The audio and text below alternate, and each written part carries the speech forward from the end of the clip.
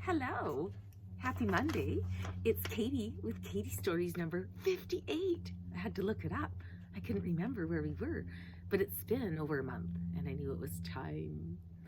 So, this is my new home. What do you think? This is my backyard, the lake. Life in a northern town. It is absolutely beautiful here. The wide open spaces. We have no regrets. We chopped our mortgage in half and bought a home on the lake. We went from a half acre in a subdivision to a whole acre, just about. We didn't mean to, but we added more square footage to the house. And although it doesn't have a new kitchen and new bathrooms, it's just a beautiful 80s West Coast beauty. And up here, it just seems that people are definitely more awake. And I have been walking around barefaced. I've been in Rona, Canadian Tire, a couple of stores. There's a couple of restaurants that refuse to comply with the old Jabberwocky, coercion, division, apartheid. And so I've been enjoying those too. There is a lot more freedom fighters, I think, up this way. And that's no coincidence. That, you know, the farther up north you go, you realize for a reason why people are here, that they knew long ago. It's the way to escape the big government overreach. So the question is, are we winning? Are we winning yet? We are. There's small triumphs, but I'm going to count them. It's very exciting about the New Brunswick School Board that kicked it off, saying no to the mandates. It was followed up by Surrey, Delta, Vancouver, that's a really big one, saying no. And then, of course, you've all heard by now on the news that Ontario, the Labour Board, put a cease and desist against their mandates that they're having to stop. And Quebec now just ate crow and said, we can't handle the healthcare system without our workers. And they embarrassingly reversed course. And so they should. It's our Canadian rights and freedoms under our Constitution. They are breaking the law. And it's interesting too, well, Chris Sky was saying we're winning because there's a peak. They have to make that peak on how many they get jabbed. And they can't get there. They just can't get there. And they've already reached their peak and they're way under where they want to be. Then, of course, the people who've already complied, you know, they're not going to be able to get a huge bulk of those people going for the third. They're like, no, we're done. And so you can add that layer of people, yeah, that won't comply. That's adding to this movement. And yeah, if you're watching going, oh, Katie, that's dreadful. People die. So many people have died. Millions have died from this. I know. And I'm sad for that. And I'm sad for anyone that's lost anyone to that, to the coup. But millions have died from the flu.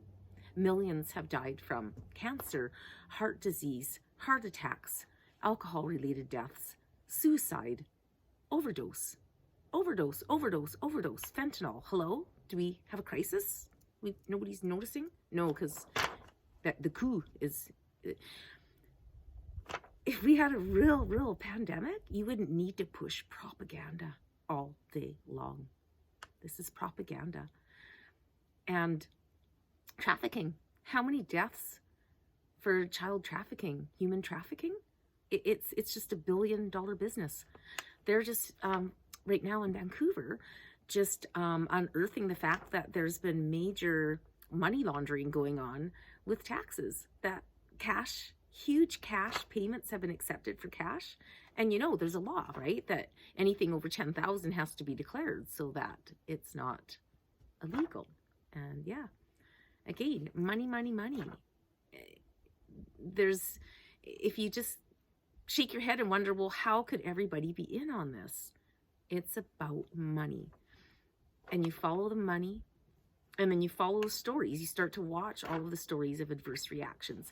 And you watch all of the stories of doctors and nurses and scientists and others speaking out that are being smeared, having their licenses pulled.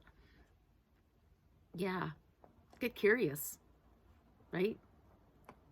There's a reason for that.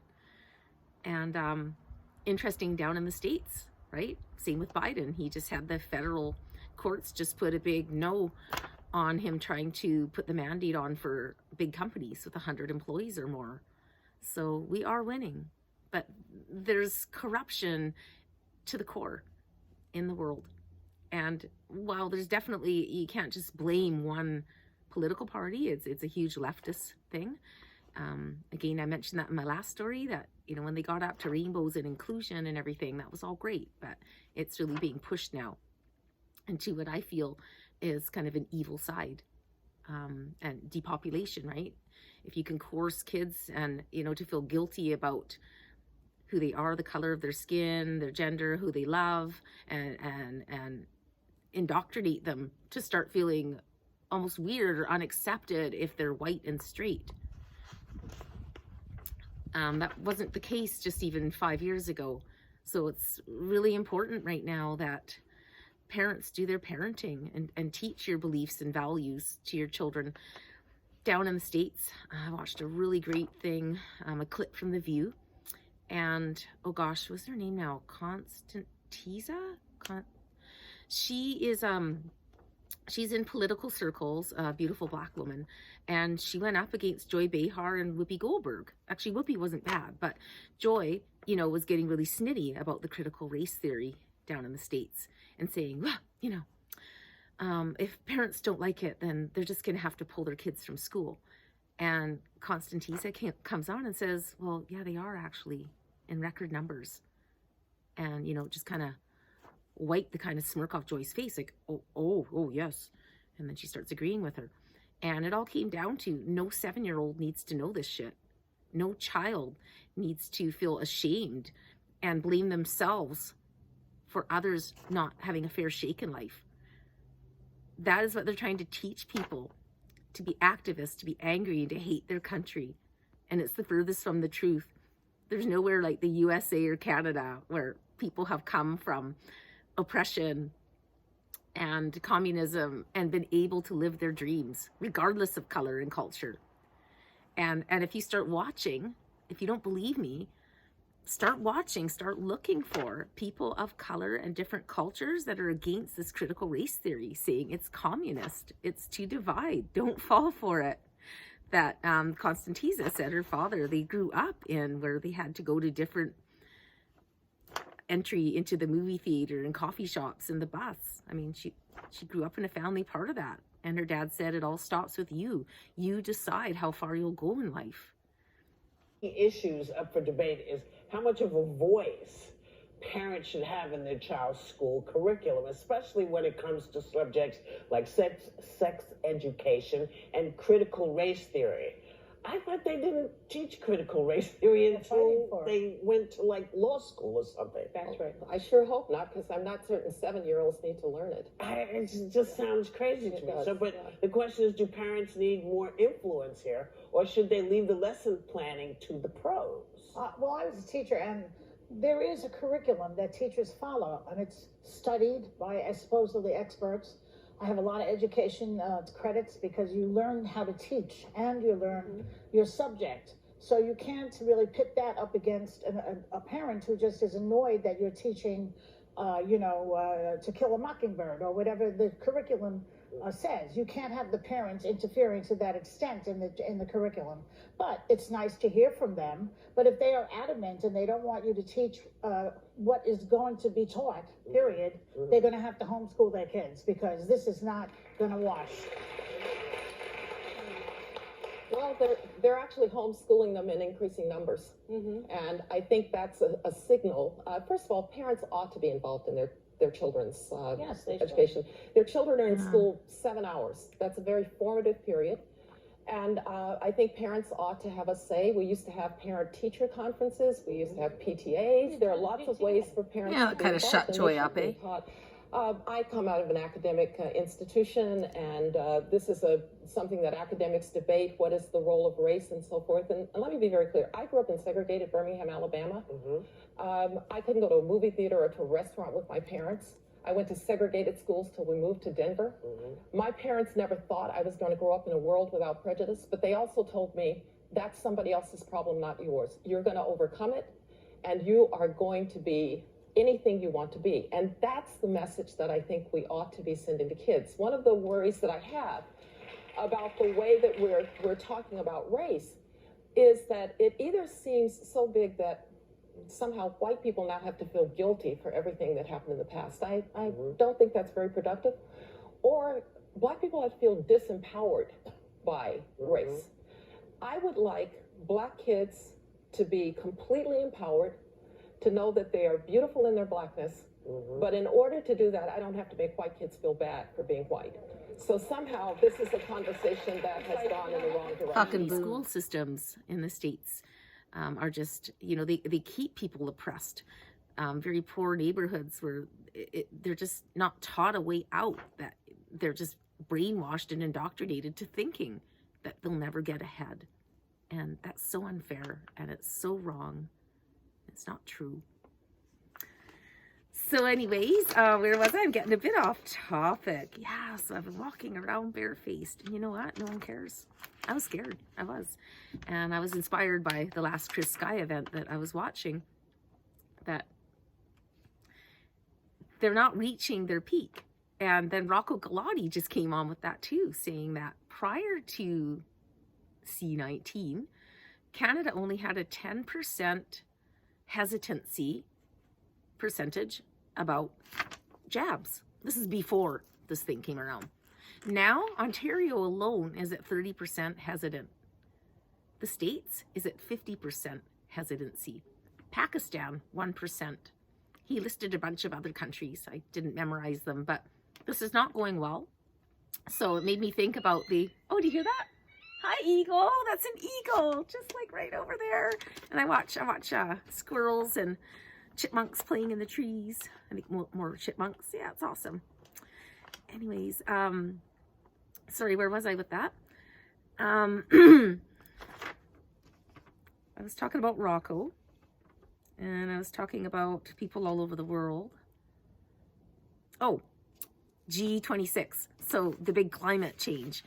All those hypocrites, yeah, flying in their jets. What was there? Something like 300 people at that conference, and 400 jets flew in, and they were actually transporting like their limousines on these jets. And these are the same guys that want you and I to drive less, to give up our comforts, eventually probably not to be able to use wood heat. Yeah, they want to go for zero emissions. It's a joke. They're absolute hypocrites. And the largest countries offending don't have to do anything. So is it really, you know, this big crisis? And then someone, I think Spencer Fernando, he's a great Canadian writer, check him out. He just wrote about, he just put something out on Twitter the other day saying, so there's Trudy, right? He's off giving all these exemptions now to great big businesses across Canada. And Spencer's like, well, gee, I thought that if Canada didn't just totally comply with all this, that the sky was going to fall. So I guess it's a bit of a lie. Like, everyone's starting to call bullshit. So that's interesting, right? What else do I have left for you here? Yeah, like even in the US, right? Virginia was a blue state, but so many parents were so angry about critical race theory, including, I cannot tell you how many videos I've watched with Black parents, Hispanic parents, all cultures against it. They know there's something evil behind it. Okay, so start paying attention to that, because wow, they flipped that state around. It's amazing, like 15% increase, and they're just whining and crying over it. It's pretty funny. It was Bill Clinton's best buddy, and just the more left, the more radical he got, the more people saw they were just going to get more of the same, and they were like, fuck it. And they voted that awesome other person in. Sorry, I don't have the name. Is that the truck driver guy? I don't know. But yeah, he was beaten by an unknown truck driver. So things are getting exciting. Just like the Let's Go Brandon, the more they try and squash that down, if you don't know what I'm talking about, you've been living under a rock. But Let's Go Brandon was what the reporter, you know, paid by the left, was trying to cover up when everybody was really saying, fuck you, Biden. So that is just growing huge, right? There's people wearing t-shirts and there's people leaving stickers all over the place. And it's, yeah, the more they try and squash it down, and it just gets bigger, right? Like the truth, when you let the truth out, is like a lion. And if you're following the news again down in the States with the Clintons, the Clinton campaign, you know, they were really excited to paint the big Russian collusion with Trump. Well, now 3 people on their campaign have been indicted. That, yeah, they were lying. They've been caught. But I'm still going to watch that one, keep my eye on that, because I don't quite trust Trump. I mean, yes, he did a great thing for the States when I just look at all that objectively, not subjectively, without emotion. He was great. But I don't know, I kind of think he's friends with all those guys. And I have a little red flag about him kind of pushing the jab, calling it beautiful. That, you know, he's got money invested in that. You know, Trudeau does, right? Like, he gets paid. Every shot around the world, he's getting paid for. He has a huge investment in these jabs. Don't ever kid yourself. And I don't know, sorry, I'm a little bit all over the place. And I haven't even really told you about my new home, but yeah, it's beautiful. And you can do anything you want, okay? Like, don't let fear hold you back from doing things and making changes, right? If something is calling you and pulling you, don't, oh, well, if I do this, then this will happen. And if I do this, you don't know that. If you really want to do something, if you want to make a move right now, I'll tell you, many are. It's getting flooded up here. All of the smart people, or, you know, people that are able. I understand that there are going to be situations where people really feel they're stuck and can't go. But it's, this is kind of your last chance to get financially really solid, get solidly on your feet, get your debt down, be prepared, right? Stock up with lots of things, lots of food, pet food, honey, sugar, all those things can be great staples and tradables if life gets rough. But here's to hoping it's not. There's a lot of great things happening, but yeah, there's a lot of infiltration around the world of payoffs and threats and smears and cancel culture. But a lot of it, as I've mentioned in my other videos, is blowing up. It's blowing up on them. So yeah, get the popcorn, have a drink of wine, and just sit and watch. And as a friend pointed out the other day on Facebook, which I'm trying to get off, it's like my relationship with sugar and chocolate. It's not good for you, but yeah, I kind of feel that I still need it as a platform to launch these stories. And so I am running stories on it, like in the little story part, and still liking people's things, but I'm just not posting. And I really am getting off there. I'm a girl of my word, but right now I'm kind of finding it handy for marketplace and stuff. So actually, and my husband too, Jeff, right? He gets on my account and creeps, found firewood. So I'm not quite ready to let it go yet.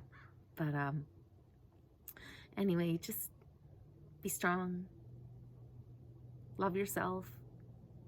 Do what you gotta do to get strong, if that means radical changes. Because, I don't know, just my gut tells me we are winning, we are going to win. But I still really believe that we're going to run into some really hard times. And it's certainly not over yet. We're just getting going. Okay. Sending out love. Make sure you do your 2 moments of silence. I hope you can get out and support our veterans. Make a donation. And don't let anybody tell you it doesn't go with your outfit at work. And if they do, you make a great big stink like they did last year at Wholesale Foods. Because, you know, the owner of the Wholesale Foods in Ottawa that tried that crap is none other than Jeff Bezos from Amazon. Yes. So yeah, don't think they're not all in on it together. They're all friends and they have an agenda and they do not love you or me. that I love you. And I'll always speak my truth, even when it doesn't make me popular. So that said, it's getting chilly out here, but it's sunny all the time. So I'm really happy about that. And I don't miss the rain or the traffic or all the woke shit. But I do miss you. Have a great day. Love everyone. Don't buy into this division, this apartheid. Watch what's going on. We're making history, baby.